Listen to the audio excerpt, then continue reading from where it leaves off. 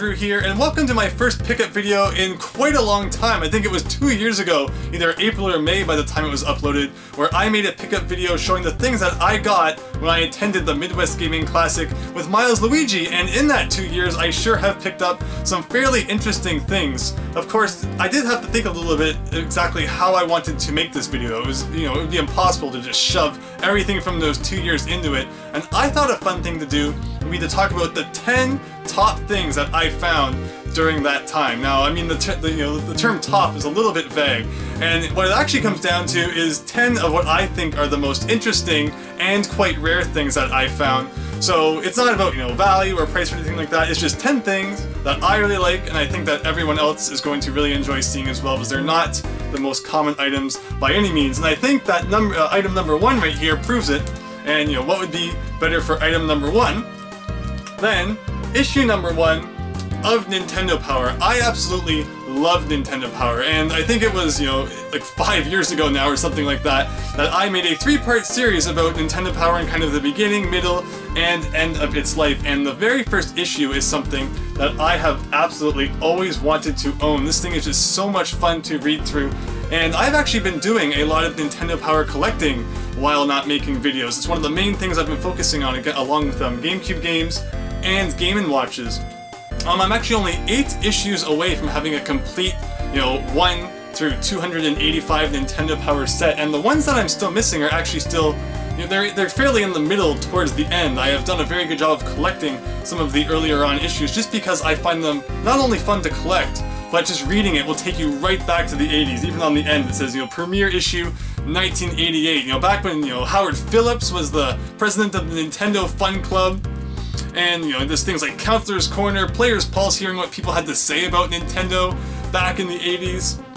Of course, classified information stuck with it for a while. And just the maps, the way that they're put together with screenshots taken from the actual game, and just the art in general. It is just such a blast to read through old issues of Nintendo Power, and if you ever have the opportunity to and you're a fan of retro games, it is something that you must do. I feel like people spend a lot of time focusing on Nintendo's old games, but you definitely cannot forget, to read Nintendo Power if you are truly a fan of some of Nintendo's golden years.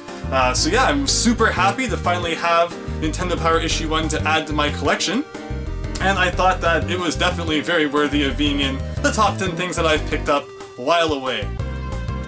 Item number 2 on this list is something that's not necessarily super rare, but it is something that I think is super neat and not something you probably think too much about when you're out there collecting video games, and that is the Pokemon Colosseum bonus discs that you could get if you pre-ordered Pokemon Colosseum. This is just really neat overall. Not only does it include a trailer for a new Pokemon movie that was coming out at the time, but you can also use it to transfer Jirachi to either Pokemon Ruby or Sapphire if you had the GameCube to Game Boy Advance link cable. Something that's also interesting to note is that on the end of the game, it actually only says Pokemon Colosseum in like really basic font. It doesn't say anything about it being the bonus disc, so if you're looking for this bonus disc, and you're looking through a bunch of GameCube games lined up on their side, you might not even know what you're looking at. So, if you're a collector like me and you think this is something that would be neat to have, definitely keep that in mind while you are out hunting. Overall, bonus discs and promotional items like this just really catch my interest. And yeah, I thought it would be a lot of fun to show it off in this video as well. That's something that anyone who's a Pokemon and promotional item fan, like me, can now keep an eye out for out there. Item number 3 on my list is a console that many people have probably never even heard about and is very obscure, and that is the Amiga CD32. Actually, I think the Angry Video Game Nerd recently did a video about this, therefore everyone now has probably heard of it. But yeah, it is just such a rare and bizarre console that is not particularly notable for any reason that I can think of.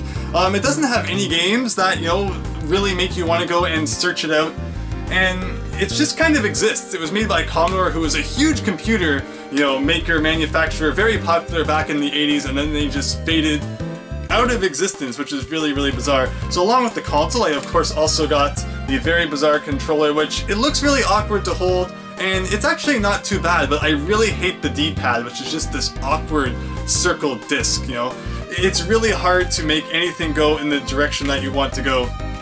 with something so, you know, kind of awkwardly built like that. And the other interesting thing to note that I got with it is the power cord, and it is actually the North American version. I believe that the Amiga CD32 sold better in Europe than it did in North America, so a lot of the power cords that you see are actually the European version, and people use kind of a, you know, a power converter adapter for it, but to have the North America power cord is quite rare. So that is just kind of overall my obscure adventure in the Amiga CD32 realm. It's just a bizarre console. Again, there's not really much reason for you to seek it out unless you're a collector.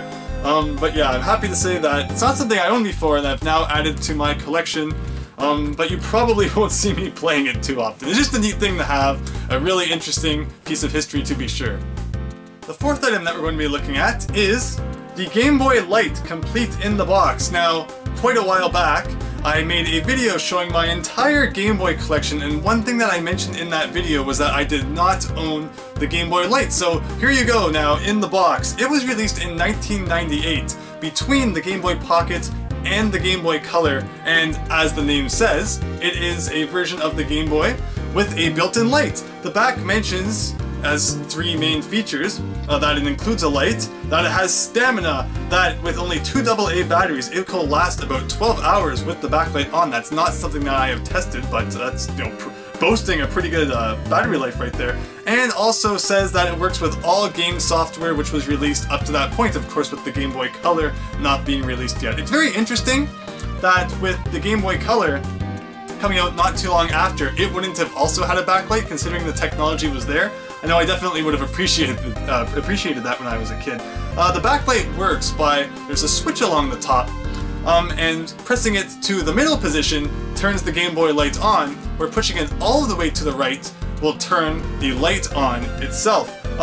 You really need to be careful if you're going from light on mode to light off mode, not to accidentally turn the Game Boy all of the way off, which is actually quite difficult to do, as you know, as the switch can sometimes be a little bit stiff. Otherwise, it operates exactly as a Game Boy Pocket does, and it's just a very good console to, you know, to hold in your hand. It feels really good. Problem is though, it has that kind of shiny metallic feature around the edges, so it scratches and shows damage very, very easily, but I was very fortunate to get my hands on a very nice one here.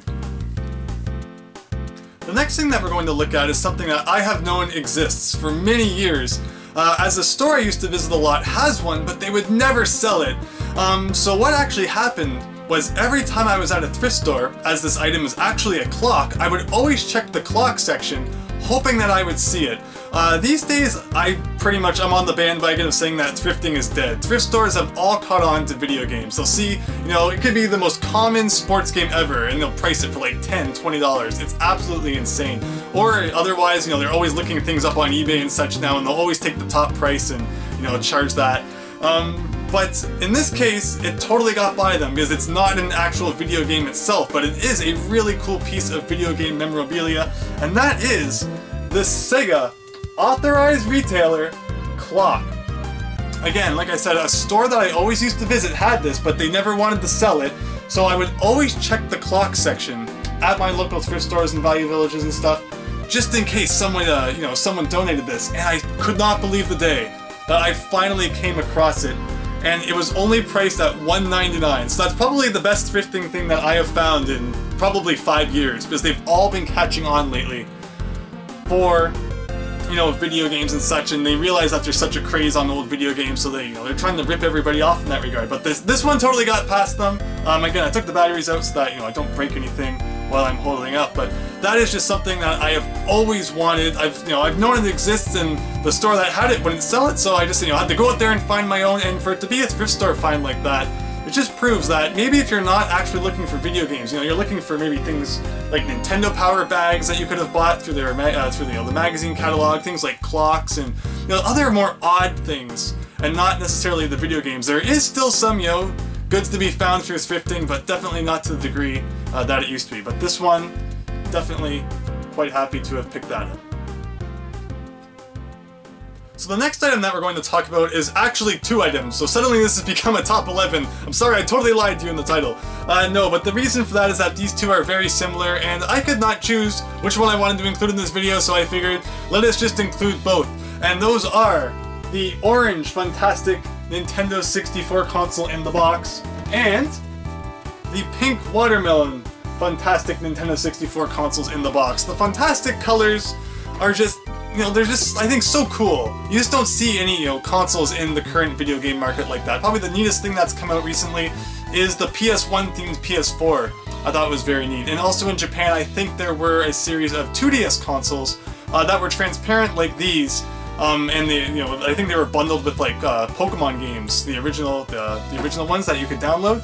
However, you just really don't see, you know, fun things like the fantastic consoles anymore. I have been making an effort to collect them all, and the only one I am actually still missing, I do not have in the box, is the Arctic Light Blue one. And then there's also actually a green one as well. And I have the bundle that comes with Donkey Kong 64, but there was a version like this as well, which did not have a bundled game, and I do not have the green version that's like that. But, you know, it's cool having the Donkey Kong one as well, but I still need to get that light blue one.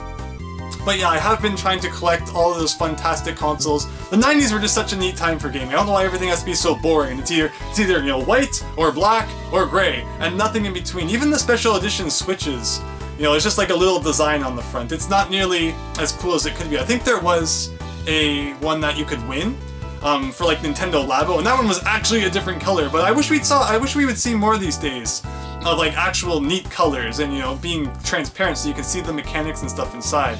Not sure really why we don't see more of that, but, you know, Nintendo, get on it.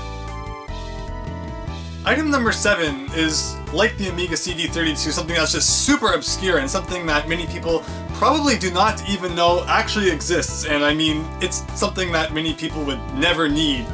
Anyway, that is this really, really bizarre and obscure Game Genie adapter that was made for the NES Model 101, or the top-loading NES. What happened was, the original Game Genies would not fit in to the top loader because the size of the slot was a little bit different. So you could mail in to, you know, Galoob, who made the Game Genie, if you had the top-loading NES, and buy this piece from them. So for that reason, it's super obscure, because you could only get it through mail, and only if you were one of the very few people who needed it, if you bought a Game Genie after 1993, when the top-loading NES came out. So the way it works is this just pops into the top of the NES top loader, and then you pop your Game Genie on top, and all it really is a pass-through of circuits. You know, there's nothing really magical going on inside it at all.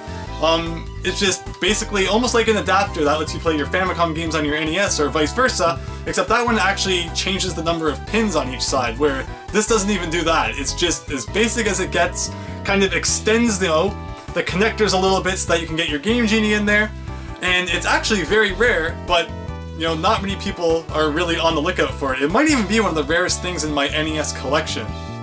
But again, compared to things like, you know, Chip 'n Dale 2, or, you know, Little Samson or such, which you need for that complete NES set, not many people are worried about this Game Genie adapter. But as a huge fan of the NES, I think it's a really neat piece of history, and I'm super happy to add it to my collection.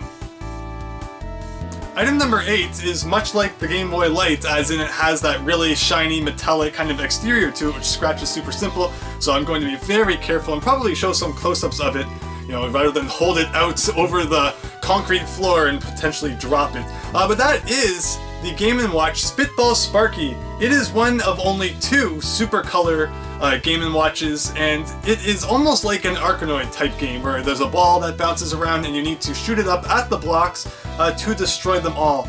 It is just such a nice and, you know, cool looking Game & Watch when you compare it to some of the other ones. I mean, they're all neat, but that shiny texture really does add a lot to it. I think it's super cool. I have been doing a lot of Game & Watch collecting while I have been away, and have over half of them, as anyone who watched my Mario Cement Factory video would know, and this one is just particularly really neat.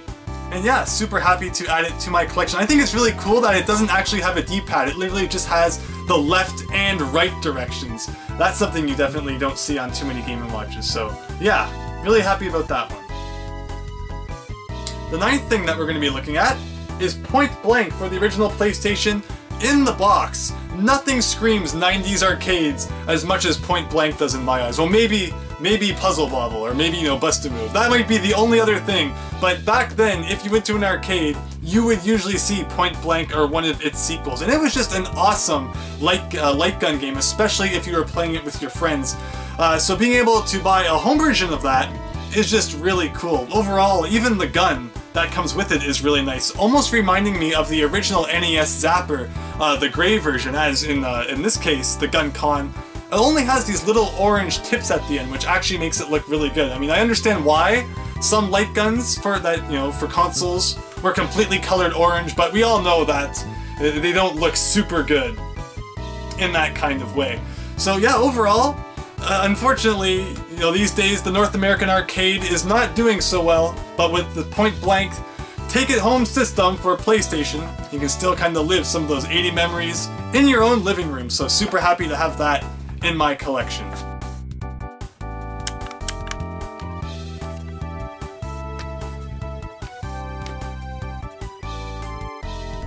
Alright, here we are, the 10th and final item.